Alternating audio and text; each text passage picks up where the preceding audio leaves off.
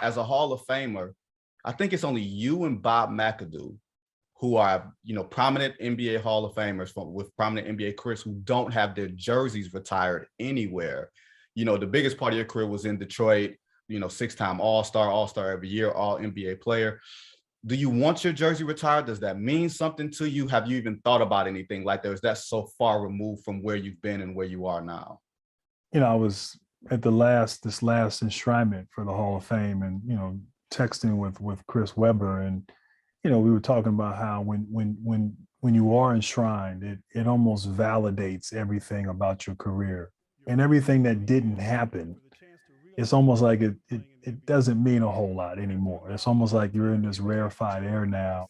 But in saying that, yeah, I mean, of course it would mean a lot. I remember about 4 or 5 years ago, I had my high school jersey retired. And it was like 25 years since I played in high school. And I was like, oh man, okay, I got to go back, and I'm gonna go back to my high school. And it's like, they didn't really have to do it. And then when I went there, it actually touched me. It actually meant something. It was actually really cool. And so yeah, it would mean a lot. But if it doesn't happen, it still means a lot. It doesn't change how I feel and the years that I had and the experiences and the relationships, throughout the years. The NBA is doing the 75th anniversary. The 75 greatest players are going to be announced. I know you don't have great regrets about your career. Does that sort of touch you in a way you're like, man, I would be on this list if I hadn't gotten hurt? You were on your way on that track before the ankle injuries and everything else. Is that at any point when it starts to hit you a little bit?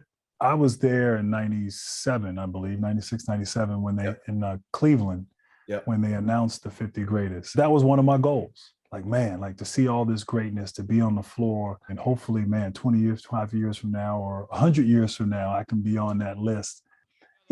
I'm at peace. I mean, I'm at peace with what happened, and, the ups and the downs. I mean, honestly, I probably wouldn't change it. I didn't necessarily get to where I thought I could go. I'm proud of that point in my career, but I'm also proud of what I went through and how I was able to come out on the other end.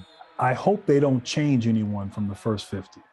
Because certain players, you look at the George Mikens and players, Yeah. from yesteryear, you look at them compared to players today and say, well, the game's changed. These guys are better, but you have to respect their dominance in their particular era.